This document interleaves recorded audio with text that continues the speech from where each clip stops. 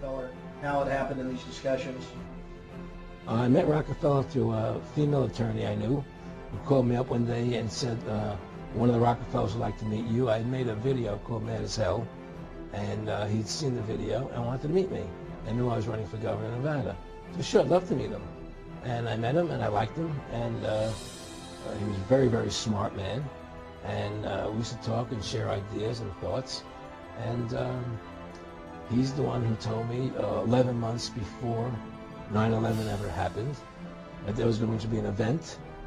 Never told me what the event was going to be, but there was going to be an event, and out of that event, we would invade Afghanistan to run pipelines from the Caspian Sea.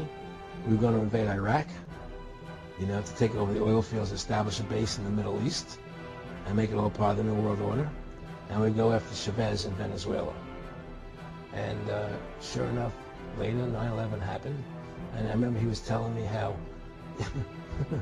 how you're gonna see soldiers looking in caves for people in Afghanistan and Pakistan and all these places, and there's gonna be this war on terror, of which there's no real enemy, and the whole thing is a giant hoax, you know, but it's a way for the government to take over the American people. He told you it was going to be a hoax. Oh yeah, oh yeah, there's no question.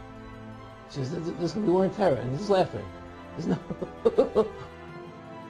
Aaron, you said that he was, and I think it's important, and I know this about the Rockefellers, from Dr. Dennis Cuddy and many others, who literally, he'll be 20 years old in a lunch line at college, and he was David Rockefeller. And he hears, I mean, they're experts at recruiting and getting what they call players, and that clearly he was, I mean, I want to make it specific and just get you to reiterate what you said last night about you got 30% of the vote, you were having an effect, you made Mad as Hell, they knew that you'd started the Constitution Party, yeah. They knew that you were don't touch. Yeah, yes, that did happen. I was definitely being recruited, but it's more subtle than that. Well, in your words, just go through the process and then what you said. Well, what it is remember, we were friends, and we used to go to my house a lot, we'd have dinner, we'd talk, and he'd tell me about business investments that you get involved in, you know, or they would help me with this business investment or that business investment.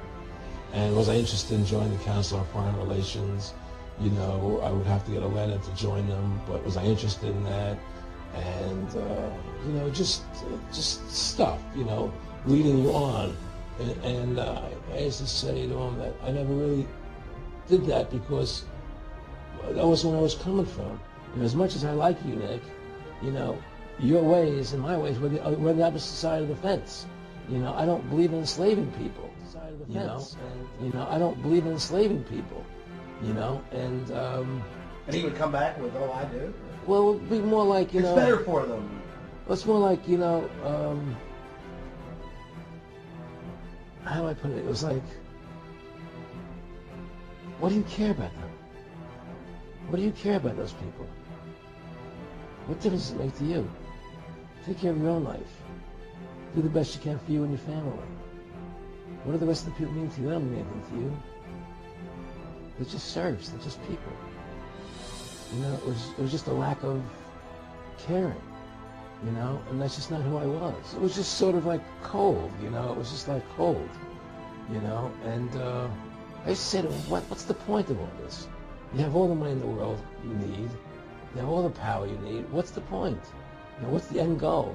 And he said the end goal is to get everybody chipped, to control the whole society, to have the bankers, the elite people, you know, the bankers and some governor controlling the world. And I said, do all the people in the Council on Foreign Relations believe this way you do? No.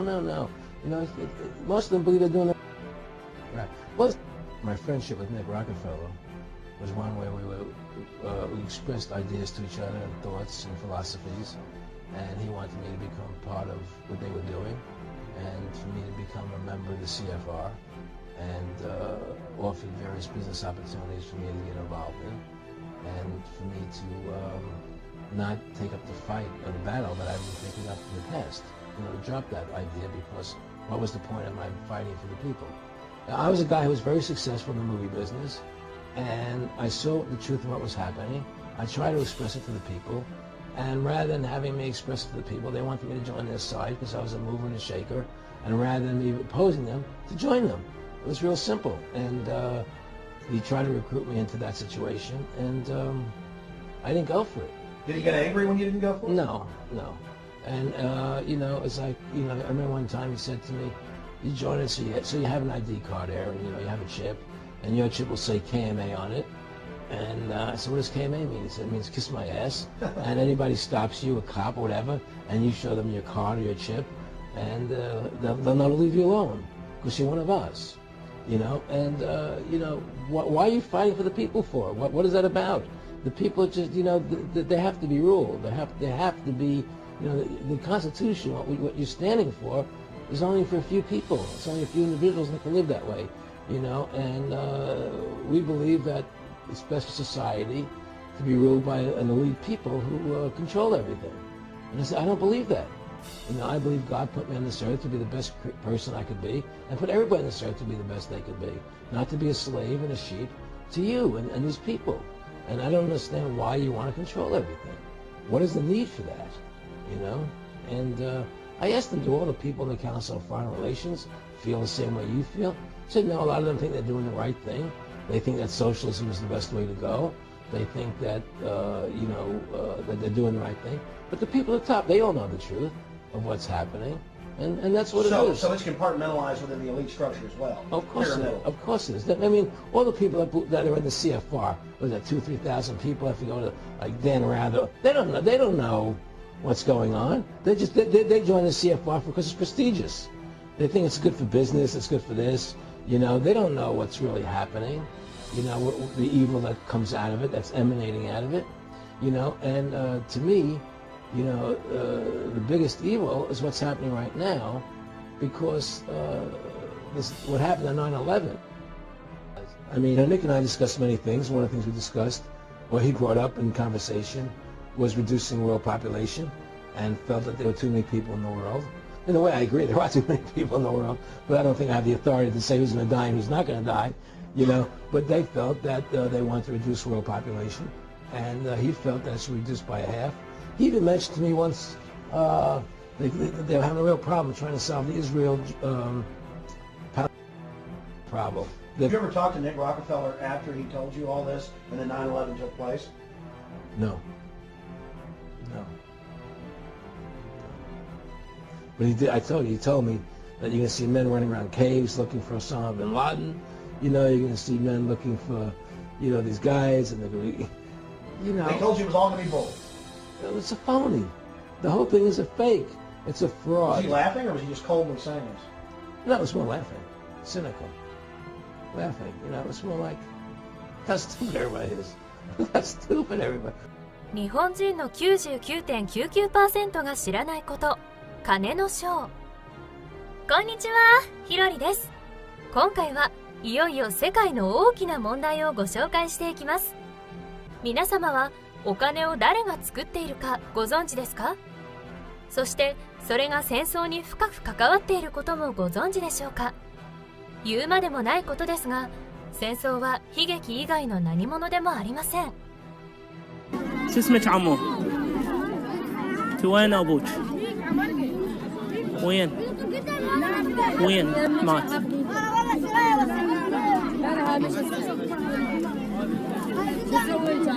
شنو متريقة متغدية متعشية؟ احكي. Hello, my name is Maysam. I'm 10 years old. I'm Palestinian. I live in Gaza. I want to tell you that I'm still alive and I'm not terrorist. So don't kill me. Give me the chance to still alive. Bye. 戦争は一体何が原因で起こっているのでしょうか？それはお金についての説明から始めなければいけません。例えばこのドルというお金、アメリカという国が発行していると思われがちですが、ドルは FRB という完全に 100% 民間の銀行が発行しています。こちらの映像をご覧ください。 Look, brothers and sisters, in 1912, in 1912, on December the 22nd, the Central Bank of America was taken over by certain families. The Federal Reserve that prints the money is not owned by the government. That's right. That's right. In Europe, a man by the name of Rothschild made this statement. He really didn't care who was king or ruler, as long as he controlled the finance. Rothschild had 5 sons, and he sent those sons into different parts of Europe. Yes, sir. Yes. He sent one son to England, one to France, one to Italy, one to Austria, and one stayed at home with the father in Germany. Yes, sir. And they all became a part of the house of Rothschild, but through manipulation of money, the son in England grew up, and that became the Bank of England, the Bank of France, the Bank of Italy, the Bank of Austria, the Bank of Germany. These were central banks that printed the money of these nations that now were in the hands of a family that had spread out with not the intention of doing good, but the intention to become manipulators and controllers of the destiny of the world and nations. Come on. Come on. Go ahead. Europe had many conflicts. And the Rothschilds would finance both sides. That's right. That's right. What you don't understand is that war is a manipulation of money. That's right. この動画で名前が出たのはロスチャイルド家だけでしたが、 FRB の株主は1914年の時点ではこの人たちでした。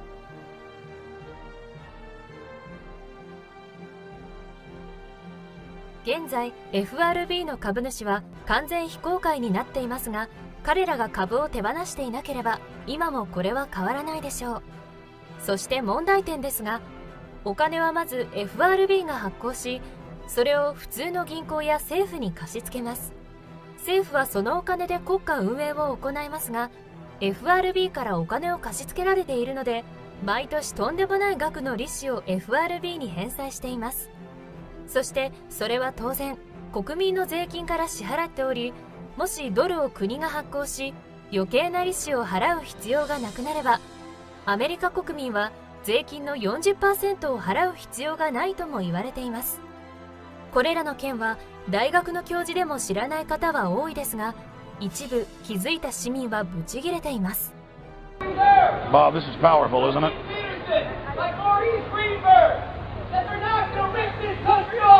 That's right. Here's some of the folks who are talking. Tell them more. Go ahead. Tell your friends at the Federal Reserve, we are shutting the Federal Reserve down. Your private banking cartel's down. Because all we've been doing with our tax money since 1913 is lining your fat pockets.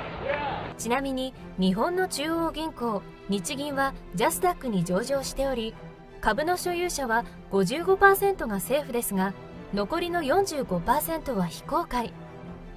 55% を政府が握っている分、アメリカよりはマシですが、これも社会科の先生ですらほとんど知らないことでしょう。当然この仕組みは FRB の株主たちにとんでもない富をもたらしており、1974年にロックフェラー家の一人ネルソン・ロックフェラーが公開した資産はなんと6400億ドル、約70兆円でした。これは現在の日本の税収の倍近い金額です。そしてその後も彼らは世界中の中央銀行を自分の支配下に置いていきました。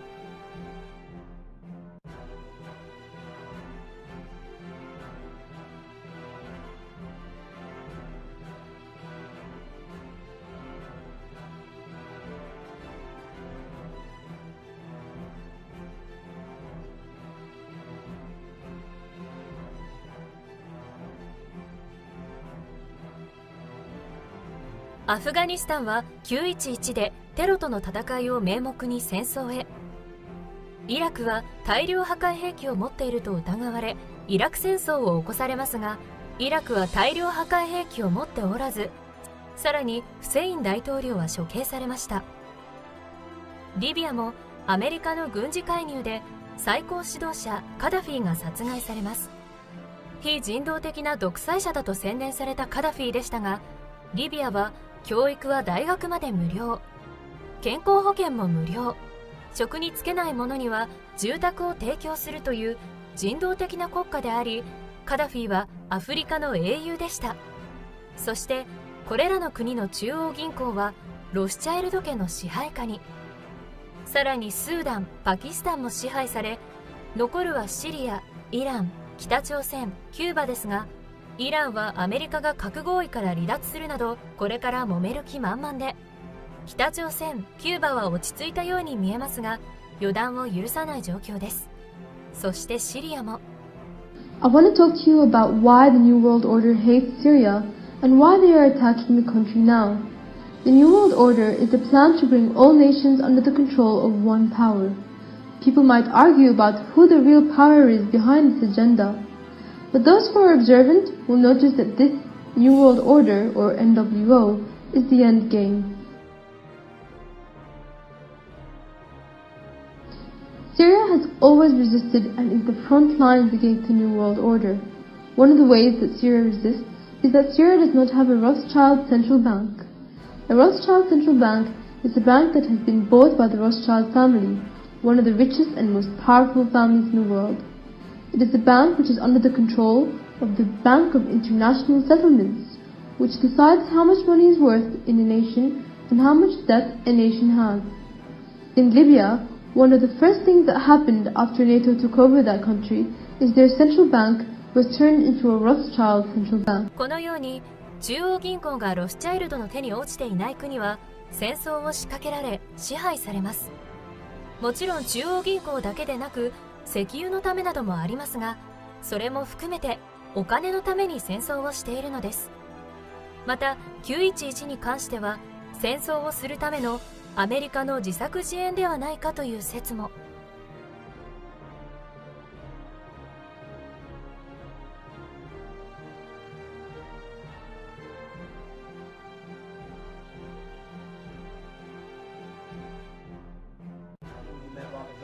How it happened in these discussions? I met Rockefeller through a female attorney I knew who called me up one day and said, one of the Rockefellers would like to meet you. I made a video called Mad as Hell, and he'd seen the video and wanted to meet me and knew I was running for governor of Nevada. So sure, I'd love to meet him. And I met him and I liked him, and he was a very, very smart man. And we used to talk and share ideas and thoughts. And he's the one who told me 11 months before 9/11 ever happened that there was going to be an event. Never told me what the event was going to be, but there was going to be an event, and out of that event, we would invade Afghanistan to run pipelines from the Caspian Sea. We were going to invade Iraq, you know, to take over the oil fields, establish a base in the Middle East, and make it all part of the New World Order. And we'd go after Chavez in Venezuela. And sure enough, later 9/11 happened, and I remember he was telling me how